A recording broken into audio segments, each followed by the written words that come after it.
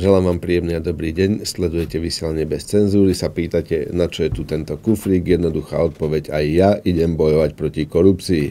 Lebo dnes už všetci bojujú proti korupcii, väčšina z nich ako chodí s takýmito kufríkmi, ja neviem, čo tam majú akože, ale naozaj ako všetci, sieť, KDH, Olano a Smer, všetci bojujú proti korupcii úplne vážne, dokonca aj nahlásiť, že keby ste vedeli o nejakej korupcii, tak ju môžete nahlásiť, takže keby ste vedeli o nejakej, tak ju môžete nahlásiť aj mne a ja s týmto kufríkom potom pôjdem za tými, čo tú korupciu robia a buď mi ten kufrík naplnia, alebo ich tiež nahlásim.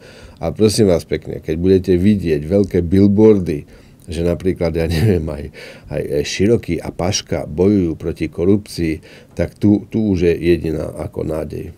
Alkohol.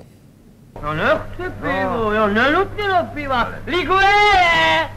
Liguere! Liguere! Toníku, nepij tu kořálku. Víš, já tě znám. Jak se napiješ trochu toho, tak jsi potom zvíře. Jedna veselá správa z jedného tunela. Chlapi zoškrabali náter v tuneli za asi 50 000 eur.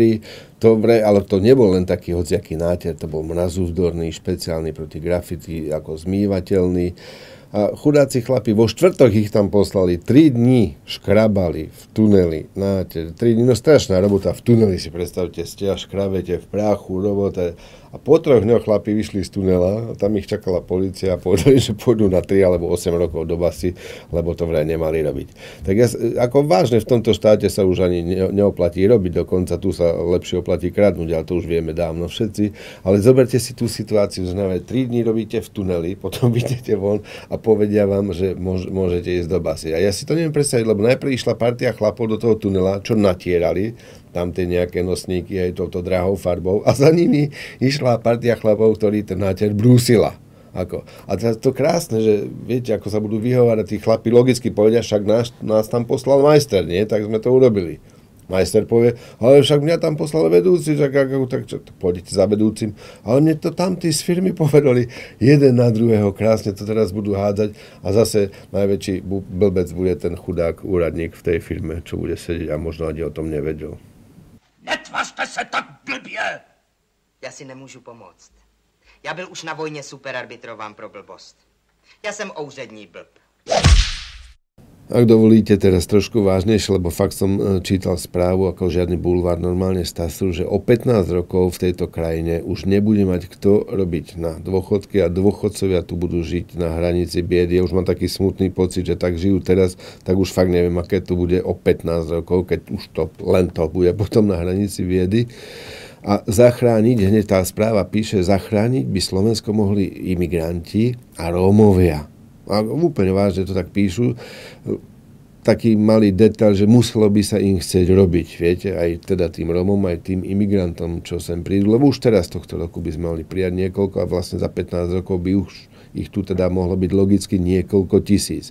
A tých niekoľko tisíc imigrantov a niekoľko tisíc Rómov by mohlo zachrániť našich dôchodcov, aby boli teda vyplácané dôchodky, aby sme nežili na hranici biedy o 15 rokov. Sa to týka aj mňa, preto to spomínam, však logicky nie. Aby to nedopadlo potom tak, že teraz ako si bohatí Európania, nie len bohatí, jednoducho Európania, my sme pre Afričanov všetci bohatí, hej, ako si Európania adoptujú tých malých černoškov, že sa tam posielajú cez UNICEF nejaké peniaze, aby dostávate domov fotografie, ako to dieťa rastie, ide do škôlky, ako dospieva.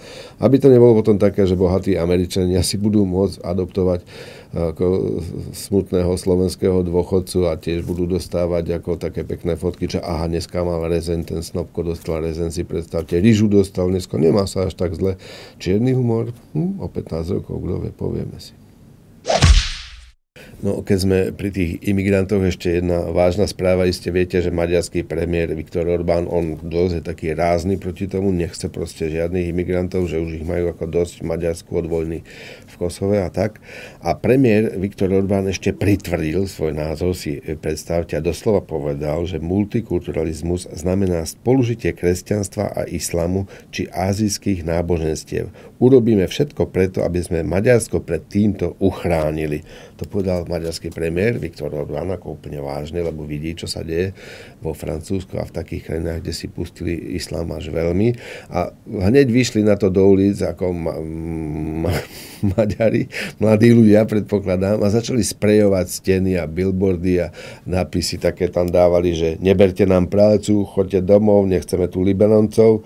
V čom je pointa? Že je to tam napísané po maďarsky. Všetko písali po maďarsky, neberte nám prácu, choďte domov. Ja, kamaráti moji maďarsky, nechcem byť zlý, ale silne pochybujem, že títo ľudia vedia po maďarsky. Kde moslimovia nie sú šťastní. Takže moslimovia nie sú šťastní. V Gaze, Egypte, Líbii, Maroku, Iráne, Jemene, Afganistane, Pakistane, Sýrii, Libanone. A kde sú teda šťastní moslimovia? Sú šťastní. V USA, Austrálii, Kanade, Anglicku, Francúzsku, Taliansku, Nemecku, Norsku, Holandsku a Dánsku. Teda v zásade sú šťastní v každej krajine, ktorá nie je moslimská, a nešťastní v každej, ktorá moslimská je. No a koho z toho vinia? Islám nie. Ani nikoho z jeho vodcov, ani samých seba, tak to už vôbec nie. Vinia z toho tie krajiny, kde sú šťastní. A pozor, to je taký, ako naozaj perlička na záver, pointa. A chcú tieto krajiny zmeniť tak, aby boli ako krajiny, z ktorých prišli a kde boli nešťastní. Chápete to? Ja úplne áno. No na začiatku tohto programu som hovoril o korupcii. A je neskutočné, čo sa teraz objavilo v novinách a v tlači podľa Rádia Slobodná Európa, je korupcia dokonca aj v radoch Islamského štátu. Úplne vážne, to teraz nebude hovoriť žiadny komik, ako som čítal pred chvíľou, to bude úplne naozaj vážne správa z Rádia Slobodnej Európy, ktorá píše, že bojovníci Islamského štátu si majú byť všetci rovní. To ako my kedysi za komunizmu, hej. Niektorí sú si ale zjavne rovnejší, sa tu píše, lebo jeden dagestanský duchovný povedal, že tomu tak nie je a kritizuje, že saúdsko-arabskí islámisti pôsobiaci v Iraku uprednostňujú na zoznamoch čakateľov na sebevražedné misie svojich príbuzných a známych. Toto není akože výmysel humoristu, toto je čistá pravda. Korupcia v Islamskom štáte, niektorých uprednostňujú v radoch čakateľov na sebevraždy. Pred 2 týždňami sme tu mali hostia pani Feldekovú a čo by som to bol za človeka, keby som nepozval aj jej manžela, človeka, ktorého mám takisto veľmi rád, teraz si to nevysvetľujte nijak, je to tak proste ako fakt.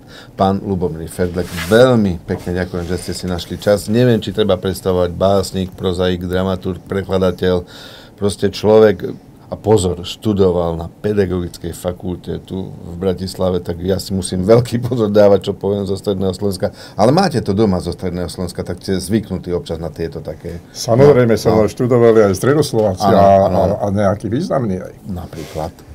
No, napríklad v mojom ročníku bol Jožko Vengeloš. Naozaj? Áno, to málo kto vie, že Jožko Vengeloš je vyštudovaný slovenčinár a telocvikár. Ale myslím, sa to spomínalo ako niekde, že určite áno.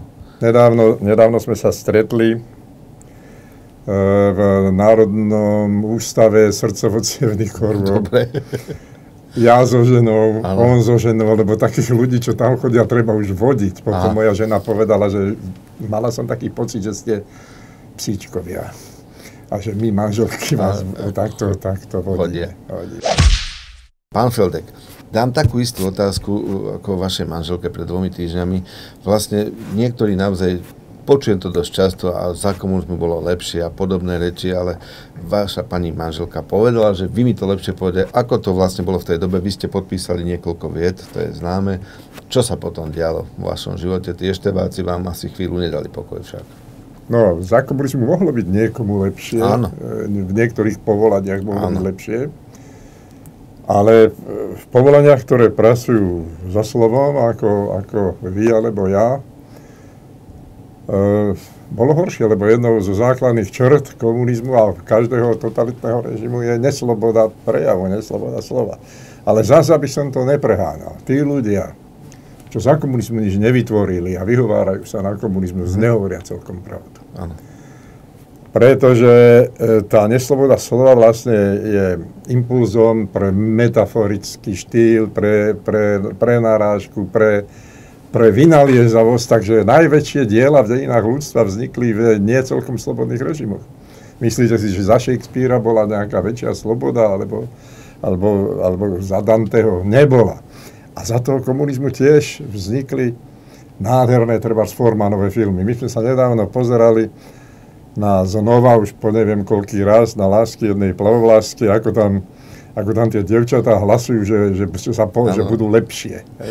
Tak kto je za to, že hlasujú, kto sa zdržal hlasovania, že sa nepolepší. Veď to bola metafora toho komunizmu. A ten Forman to vedel nádherne obísť. A kto vie, či sa dnes robia v Čechách lepšie filmy ako za komunizmu. Takže ja nechválim ten komunizmus, chválim toho Formana. Vy ste sa v 89. ste boli jeden z prvých, čo boli proti uväzneniu Václava Havla, samozrejme to bolo ešte pred Nežnou, potom ste boli zapojení trošku aj vo VPN. A teraz ako vidíte tú situáciu, tú slobodu slova, ako vnímate vy teraz na Slovensku? No, sloboda slova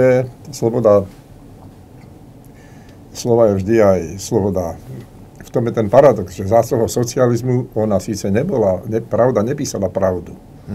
Ale každý vedel, že je to naopak, než sa píše v tej pravde. Čiže každý vedel z tej pravdy, ako to je. A dnes je, okrem slobody pravdy, a samozrejme k slobode patrí aj sloboda lží, sloboda polopravdy. Môže to každý namiešať, ako chce. A teraz ten čitateľ si musí vedieť vybrať. Musí mať aj slobodu zdravého rozumu ten, čo to číta. No len to v tejto dobe nie je dosť jednoduché vybrať si, lebo tých médií je toľko, že naozaj a tých polopravd a práv sa znáša na toho človeka hodne. Nemáte taký pocit, že tí ľudia sú už z tej politiky aj unavení, hlavne na Slovensku? Akože? Môžu byť, samozrejme ani ja nečítam všetko a tiež som z toho niekedy unavený, koľko sa toho na mňa valí, pretože teraz sa toho valí mimoriadne veľa, pretože do našej mediálnej situácie zasahujú aj iné krajiny, aby som to povedal jemne. A treba si z toho naozaj vedieť vybrať.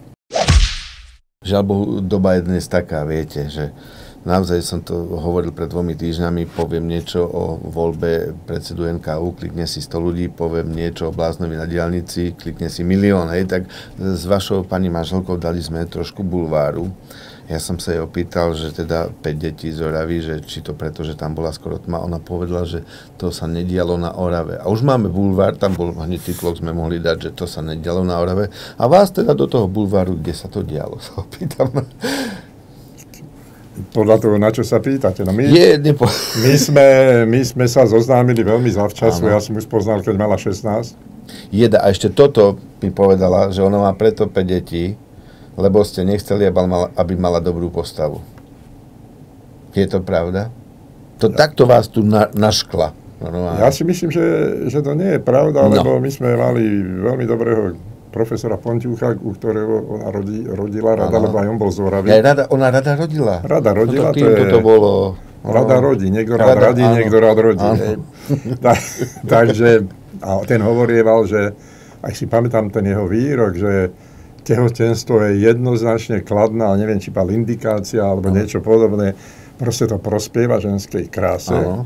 A čím viac detí, tým tie ženy vyzerajú potom mladšie. Takže nie je pravda, že tehotenstvo nižší. Že? Nie. Takže ja som chcel, aby vyzerala mladšia, krajšia, krásna. Ale som to dosiahol tým, že veľa raz rodila. No a my sme začínali v tom spolužití našom hneď ako prišla na vysokú školu. Ja som prišiel z tej Tesly Orava, tiež som sa vrátil a mali sme takú izbičku 2x3 metre a tam sme si žili. Áno, už to v podstate chápem. No, iba keď jej mama prichádzala na kontrolu, tak som ju sťahoval na Svorák, internát sa tak volal. A keď zase odišla, zase sa sťahovala ku mne.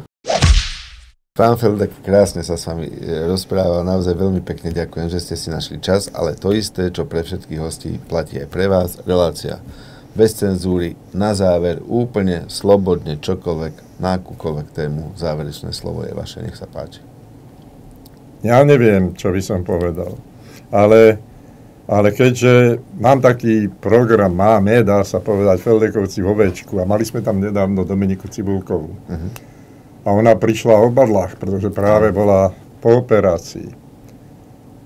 A ja som si kúpil na tú príležitosť zelené sako vo farbe wimbledonskej trávy, aby sme dali najavo, že na Wimbledone, teraz na Roland Garros ešte nie je, Áno. ale na Wimbledone už bude znova vo forme a už bude, tak to je jediné, čo chcem povedať, že to želám Dominike, aby sa to splnilo a aby bola na tom Wimbledone úspešná. No to by bolo super, keby ešte aj želanie, že tu plníme v tejto relácii. Krásny záver. Veľmi pekne vám ďakujem, vám tiež za pozornosť. Dovidenia o 2 týždne. Ja ďakujem.